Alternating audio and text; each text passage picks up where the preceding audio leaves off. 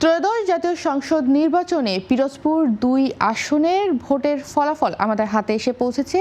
পিরোজপুর ২ আসনে শুরু থেকে বিএনপির জন্য চ্যালেঞ্জ হয়ে দাঁড়িয়েছিল বিদ্রোহী প্রার্থী আল্লামা দেলোয়ার হোসেন সাঈদীর ছেলে শামীম সাঈদী।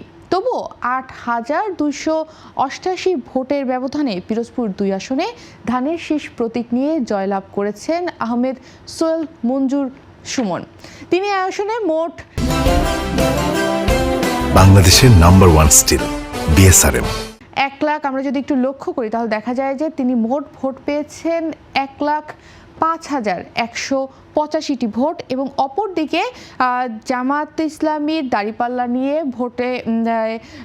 ভোট পেয়েছেন ৯৬,৮৯৭টি ভোট পেয়েছেন শামীম সাঈদী। আর পিরোজপুর ২ আসনের মোট কেন্দ্র ছিল ১৬৬টি। আমরা মোট ১৬৬টি কেন্দ্রেরই ভোটের ফলাফল কিন্তু পেয়ে গেছি এবং এর মধ্যেই দেখা যাচ্ছে যে পিরোজপুর ২ আসনে প্রায় বিপুল একটি অঙ্কে জিতেছেন বিএনপি প্রার্থী ধানের শীষ প্রতীক নিয়ে। এছাড়া পিরোজপুর ২ আসনে শুধুমাত্র কিন্তু জামাতে ইসলাম বা ধানের শীষ প্রতীকই কিন্তু এখানে অংশগ্রহণ করেনি, এখানে আরও কয়েকটি দল অংশগ্রহণ করেছেন। পিরোজপুর ২ আসনে স্বতন্ত্র প্রার্থী হিসেবে ঘোড়া প্রতীক নিয়ে লড়াই করে ১৬,২১৯টি ভোট পেয়েছেন বিএনপির সাবেক নেতা মাহমুদ হোসেন। এদিকে হাতপাখা প্রতীক নিয়ে ইসলামী আন্দোলনের আবুল কালাম আজাদ পেয়েছেন ৬,৬৯৭ ভোট।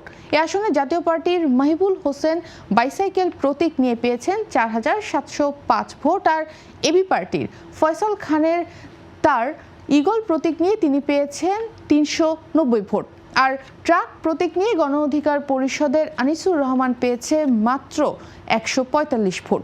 পিরোজপুর ২ আসনটি দীর্ঘদিন জাতীয় পার্টি ও আওয়ামী লীগের দখলে ছিল। গত ৫ আগস্ট ছাত্র বিপ্লবের পর সাবেক সংসদ আনোয়ার হোসেন মঞ্জু এ আসনে আর ফিরেননি। এ আসনের আওয়ামী লীগ নেতা সাবেক সংসদ মহিউদ্দিন মহারাজ দলবল নিয়ে আত্মগোপনে রয়েছেন। এ আসনে জামাত জোটের প্রার্থী শহীদ আল্লামা দেলোয়ার হোসেন সাঈদীর মেজ ছেলে শামীম সাঈদী হয়। এ আসনে বিএনপি ও জামাত ইসলামীর মধ্যে শুরু থেকেই হাড্ডাহাড্ডি লড়াই হয়। ভান্ডারিয়া, কাউখালী ও নেসারাবাদ উপজেলা নিয়ে পিরোজপুর ২ আসন। এ আসনে মোট ভোটার সংখ্যা ছিল ৪,০৯,২৮৮ জন। এর মধ্যে পুরুষ ভোটার সংখ্যা ২,০৪,৩১২ জন, মহিলা ভোটার সংখ্যা ছিল ২,০৪,৯৭২ জন। আর তৃতীয় লিঙ্গের ভোটার সংখ্যা ছিল ৪ জন। তবে এ আসনে বেশি ভোট নেছারাবাদ উপজেলায়।